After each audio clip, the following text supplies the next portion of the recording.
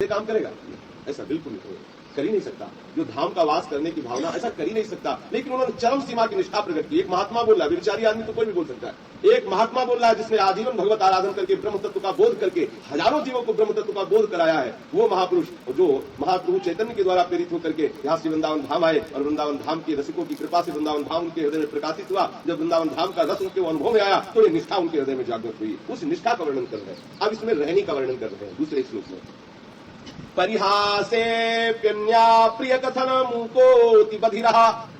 यदि मुझे विनोद में भी किसी के दोष वर्णन करने की बात आएगी तो मैं मूक बन जाऊंगा, मूक। अगर कि विनोद में कह रहे यार तुम बहुत अपने को साधु समझते हो, तुम तो ऐसा करते हो, भंडारा खाते घूमते हो, ऐसा करते हो। अगर कभी विनोद में परिहास में भी मुझे किसी की निंदास्पद शब्द बोलने का अवसर आएगा तो मैं अपनी जबान को बंद कर दूंगा। कभी भी परिहास में भी किसी की निंदा नहीं करूंगा। वृंदावन में कैसे रहना है ये रहनी बता रहे हैं। परिहास में भी कभी किसी की निंदा नहीं करूंगा, अपनी जबान को बंद रखूंगा, अर्थात मौन रखूंगा। परेशान दोषान श्रुतिमन विलोकेन्द्रनयनः। दूसरों के दोष जब सुनने की बारी आएगी तो मैं अपने कानों को बंद कर लूंगा। एक शब्द भी वृंदावन में किसी दूसरे की निंदा नहीं सुनूंगा। और दूसरों के दोष देखने का अवसर आएगा तो मैं अपनी आंखों को बंद कर लूंगा, दूसरे के दोष नहीं देखूंगा। शिलावन निश्चेष्टः परवपुषि बाधा लव विधौ कदा वत्स्याम्यस्मिन् हरिदयित वृंदावन वने।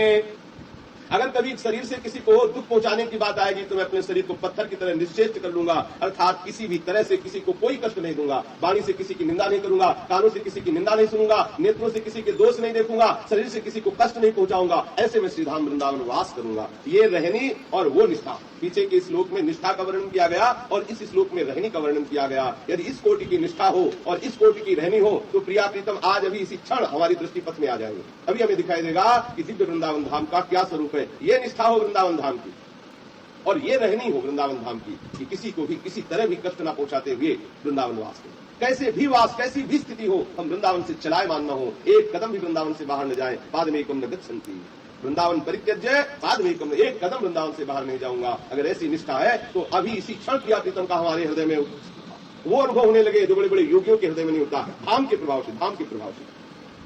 चोढ़ापि दुखानि सुदुस्सहानि त्यक्त्वाप्यहो जाति कुलादिकानि भुक्त्वा स्वपाकैरपि तुत्कृतानि वृंदाटवीवासमहं करिष्ये। बहुत बड़ी निष्ठा की बात कह रहे हैं। अति दुस्सह दुख समूह का समूह हमारे ऊपर टूट पड़े तो भी मैं उसको सहन करूंगा, विचलित होकर वृंदावन से बाहर नहीं जाऊंगा। समूह का चारों ओर से दुख टूट पड़े तो भी मैं वृंदावन का त्याग नहीं करूंगा, सारे दुखों को सहूंगा। कभी मैं अपनी जाति कुलादि की प्रतिष्ठा के लिए वर्णन नहीं करूंगा कि मैं ब्राह्मण जाति का हूं, मैं अमुक हूं, मैं इतना विद्या पढ़े हूं, मैं इतना पदाचार। क्योंकि अगर इनकी सोचो तो बनारस में इन्हीं की तो झूम रही थी प्रभुरानंद जी, इनका नाम प्रकाशानंद सरस्वती था। हजारों शिष्य दंडी महात्मा इनके थे। कह रहे मैं वृंदावन ऐसे नीच बन करके रहूंगा कि ना तो अपनी जाति, ना अपनी मर्यादा, ना अपना पद, कुछ नहीं। ऐसे रहे मनोचिन्हारो नाय, वृंदावन ऐसे रहे। और वृंदावन तभी इस रस को जाना जा सकता है। वृंदावन यही विधि बसे तजिके सब अभिमान और तृण के नीचे आपको जाने सोई जान। वृंदावन में जो अपने को सबसे छोटा समझता है, सबसे नीच समझता है, वही वृंदावन के इस महारस को जान सकता है, अन्यथा नहीं जान सकता है। तजिके सब अभिमान, अभिमान त्याग करके। पर होता उल्टा है, यहाँ सबसे बड़े हम बनना चाहते हैं तभी तो दूसरे की निंदा करते हैं। सबसे बड़े बनना चाहते हैं तभी दूसरे की निंदा करते हैं। निंदा निकल ही नहीं सकती। जब हम अपने घर को ही देख रहे हैं कि हमारा घर गंदा है तो हम दूसरे के घर की तरफ देखने को कब चाहेंगे? क्योंकि हमारा खुद मलिन अंतःकरण है तो दूसरे के दोष क्या देखे? हमारा अंतःकरण स्वच्छ होगा तो दूसरे में दोष दिखाई नहीं देगा। दोनों स्थिति में निंदा नहीं होती। यदि मेरा अंतःकरण पवित्र होगा तो दूसरे में दोष दिखाई नहीं देगा, और जब हमारे अंतःकरण गंदा है तो दूसरे के दोष देखने की हमारी कोई सामर्थ्य नहीं है। दोनों स्थिति में भी हमें निंदा करने की, दोष देखने की कभी भी वृत्ति अपने चित्त में नहीं रखनी चाहिए। बोले यदि हमें कोई महान दुख देगा, दुख के समूह हमारे ऊपर टूट पड़ेंगे तो भी उनको सह करके मैं श्रीधाम वृंदावन का वास करूंगा। जाति कुल